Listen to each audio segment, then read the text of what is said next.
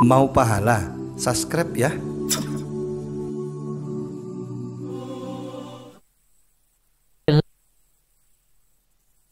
Ainu ala umurid dunya wad din. Wassalatu wassalamu ala asyrafil anbiya'i wal mursalin sayyidina wa maulana Muhammadin wa ala alihi wa ashabihi ajma'in, amma ba'du.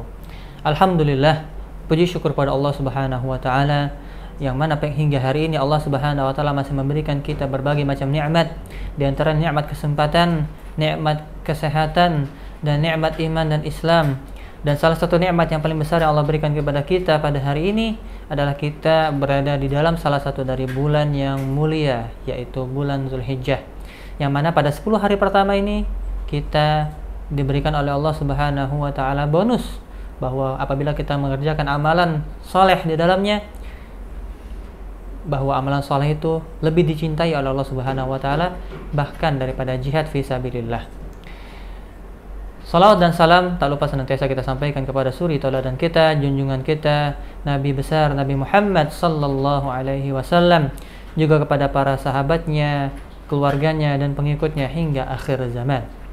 Sahabat LDMI, pemirsa rahimakumullah dimanapun Anda berada, hari ini kita akan kembali melanjutkan kajian Islam, yang mana pada hari ini kita akan melanjutkan tema fikih kita mengenai salatul Jumu'ah, mengenai salat Jumat, yang mana pada pertemuan sebelumnya kita sudah membahas tentang tata syarat salat Jumat, rukun-rukunnya seperti apa.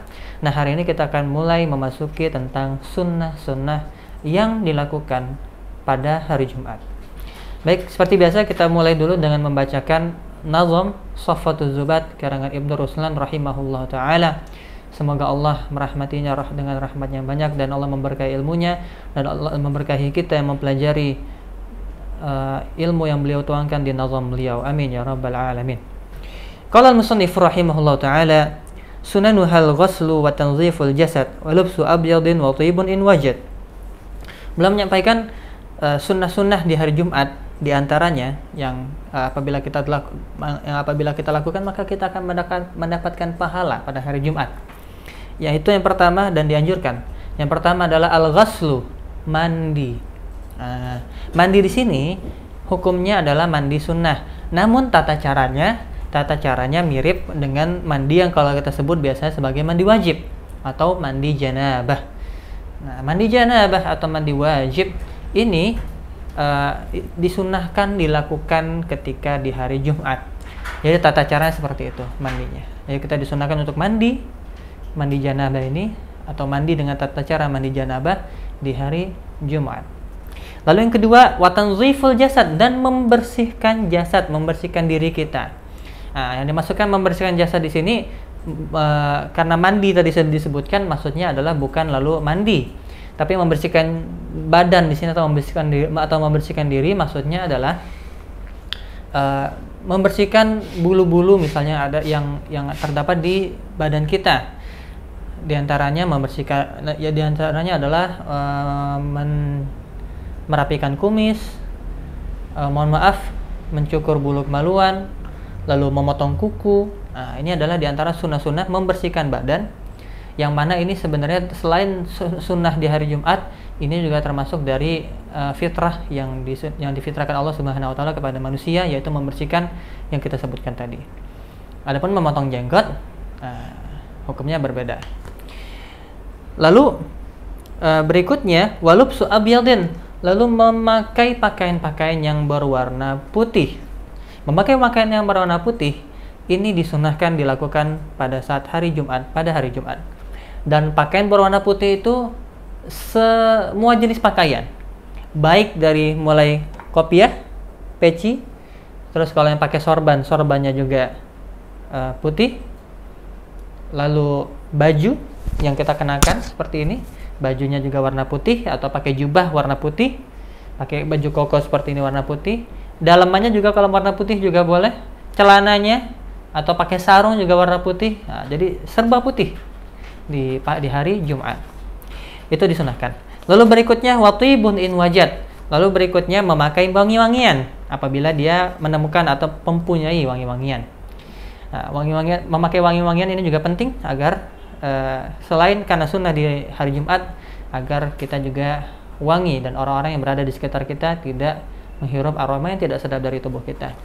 Dan kita lihat dari beberapa sunnah-sunnah ini, bisa kita lihat bahwa agama Islam itu benar-benar memperhatikan umatnya, memperhatikan para pemeluk agama Islam untuk menjaga kebersihan diri.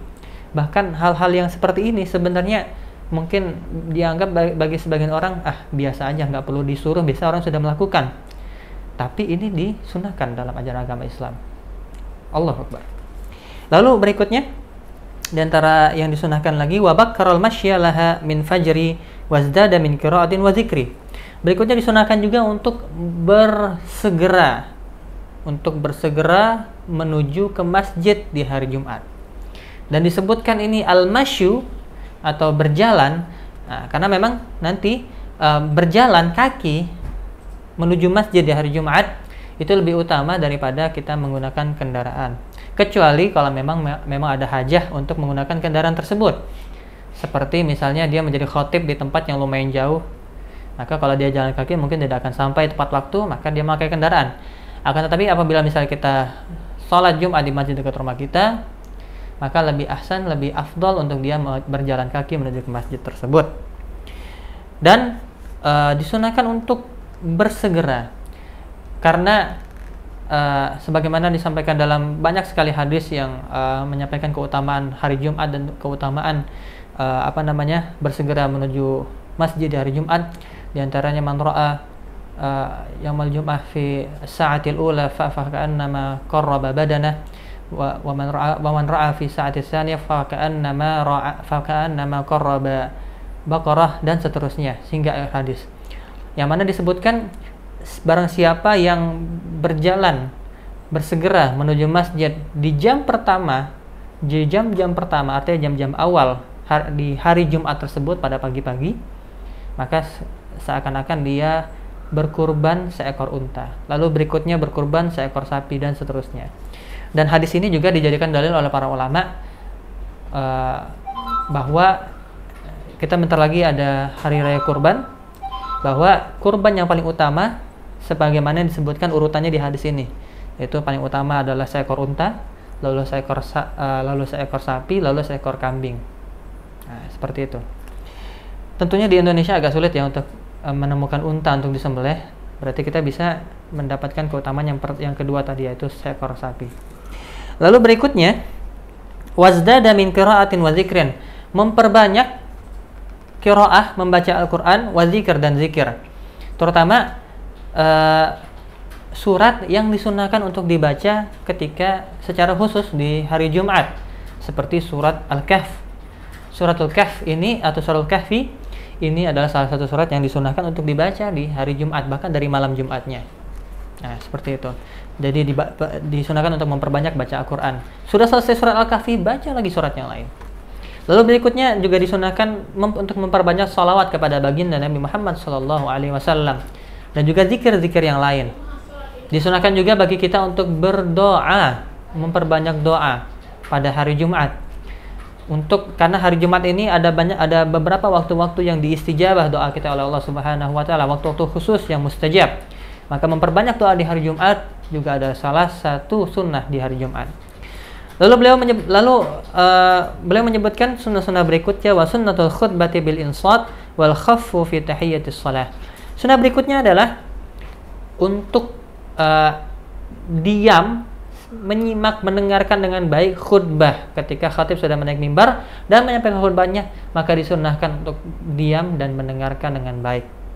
Dan ini termasuk salah satu dari mufradat atau pendapat-pendapat yang hanya ada di mazhab Syafi'i saja. Sedangkan di mazhab lain nanti beda. Maksudnya misalnya mazhab lain semuanya bilang wajib, mazhab Syafi'i bilang sunnah. Nah, itu termasuk mufradat. Nah, akan tetapi ternyata dalam mazhab Syafi'i pun ada pengecualian. Bagi orang yang termasuk golongan yang kita sebutkan di pertemuan sebelum-sebelumnya, 40 orang yang wajib melaksanakan sholat Jumat, dan dengan 40 orang itulah sah sholat Jumat, yang kita sudah sebut sebelumnya mukim, muslim, dan lain-lain. Bukan mukim, orang yang mustautin, orang yang tinggal di negara tersebut, dan lain sebagainya. Kalau lupa bisa nanti tonton lagi di channel kita sebelumnya apa-apa saja syaratnya 40 orang yang sah dengannya Jumat. Adapun untuk 40 orang ini hukumnya bukan sunnah, tapi wajib bagi mereka mendengarkan khatib berkhutbah dan tidak boleh berkata-kata. Adapun bagi yang selain mereka, ini dalam mazhab Syafi'i hukumnya sunnah. Dan wal khaffu fi tahiyatis shalah, dan meringankan atau bersegera untuk melaksanakan sholat tahiyatul masjid.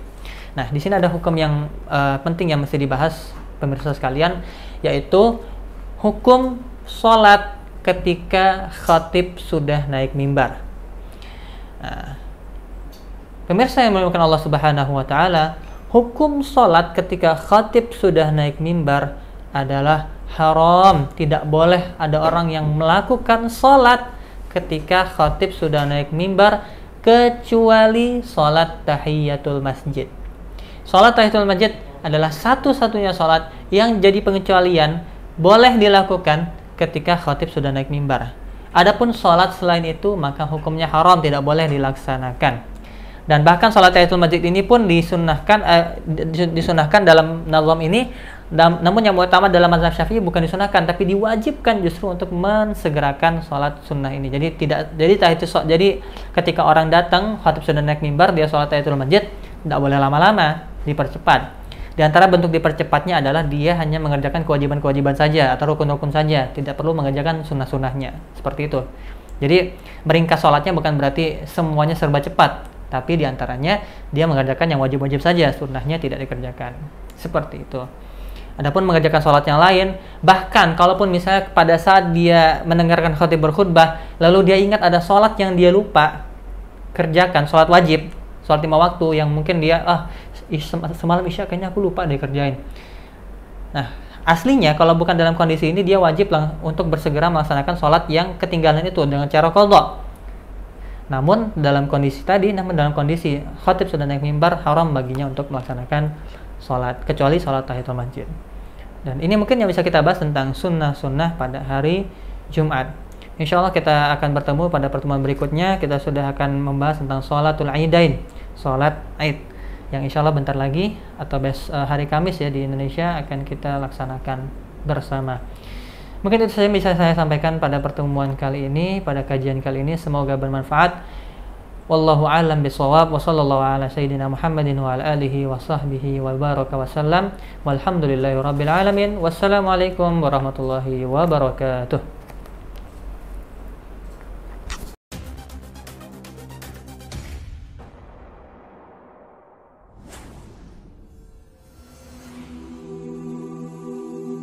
Mau pahala? Subscribe ya.